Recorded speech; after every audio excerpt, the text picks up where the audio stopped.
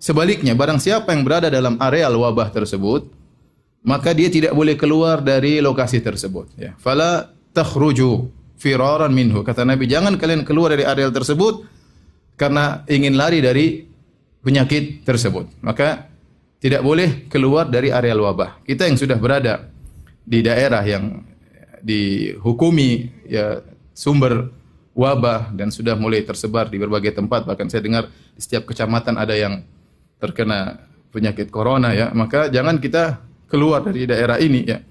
Jangan keluar, sebisa mungkin jangan keluar karena ada beberapa hikmah yang disebutkan oleh para ulama. Yang pertama yaitu agar tidak memperluas penularan. Yang pertama agar tidak memperluas penularan. Apalagi orang tersebut sudah kena penyakit ya.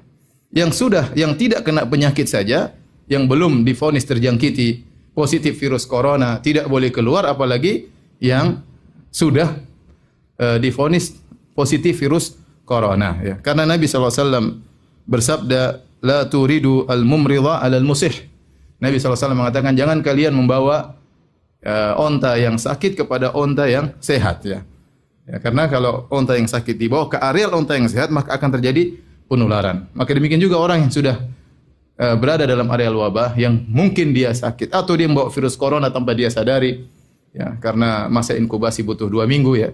Maka jangan dia keluar ya. Jangan dia keluar karena bisa mempengaruhi atau memperluas areal penularan virus COVID-19. Ini hikmah yang pertama disebut oleh para ulama kenapa tidak boleh keluar dari areal wabah. Hikmah yang kedua ya disebut oleh para ulama ya, kalau orang-orang yang sehat, ya, jadi pembicaranya bukan cuma orang yang sakit nggak boleh keluar, orang yang sehat juga nggak boleh keluar. Orang yang sehat juga nggak boleh keluar. Kalau semua yang sehat kabur dari daerah tersebut, ya, kemudian pergi meninggalkan daerah tersebut, yang kuat yang tidak tertular, maka lantas siapa yang mengurusi orang-orang yang sakit? Mereka butuh diperhatikan. Tatkala mereka sakit butuh diperhatikan. Tatkala mereka meninggal dunia juga butuh diperhatikan. Butuh disolatkan, butuh dikuburkan. Maka tidak boleh keluar. Ya. Yang kuat mengurusi yang sakit ya. Kalau semuanya keluar maka akhirnya orang-orang yang sakit tidak ada yang menangani. Kemudian juga di antara hikmah yang disebut oleh Ibnu Hajar dalam Fathul Bari ya, bahwasanya jika sebagian orang bertahan ya lama-lama ya dia akan kuat menghadapi kondisi virus tersebut. Ini kenyataan, orang-orang yang bertahan akhirnya dia punya imun ya. Dia kuat hingga dia bisa mengalahkan virus tersebut ya, setelah mengalami ya tahapan-tahapan tentunya ya.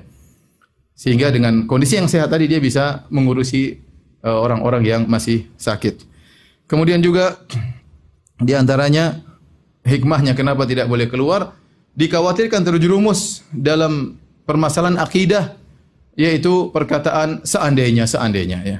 Karena Nabi SAW melarang, Nabi mengatakan ya bahwasanya jika seorang melakukan sesuatu ternyata tidak sesuai dengan keinginannya, fala taqul law anni fa'altu kadza lakana kadza wa kadza. Maka jangan dia berkata seandainya saya melakukan demikian tentu sudah begini-begini. Fa inna law taftahu amala syaitan. Karena law seandainya akan membuka pintu syaitan. Kenapa orang yang keluar kemudian dia akhirnya selamat, seandainya dia selamat, dia akan berkata ya seandainya saya tidak keluar, saya tentu akan terkena penyakit. Ya, ini apa namanya? Dilarang ya. Dilarang. Ya, kemudian juga yang di dalam sudah terkena penyakit, dia akan berkata, seandainya saya keluar tadi saya mungkin selamat. Sehingga membuka lau seandainya dilarang dalam agama. Mungkin dia selamat dari virus, tetapi dia terjerumus dalam kesalahan dalam akidah. Ya, dalam kesalahan dalam akidah. Yang terakhir para ulama menyebutkan di antara hikmah kenapa anda boleh keluar dari daerah yang terkena wabah, karena orang yang sabar di daerah yang terkena wabah dia bisa mendapatkan pahala mati syahid. Ya, apakah dia meninggal ataukah dia terjangkiti dan dia selamat atau dia sehat, selama dia bersabar di daerah yang terkena wabah, ya bersabar tidak mengeluh sama sekali, ya dia tahu ini semua takdir Allah Subhanahu wa taala. Dia mengatakan la yusibana illa ma kataballahu lana, tidak akan menimpa kami kecuali yang sudah ditakdirkan oleh Allah Subhanahu wa taala, maka dia akan mendapatkan pahala mati syahid.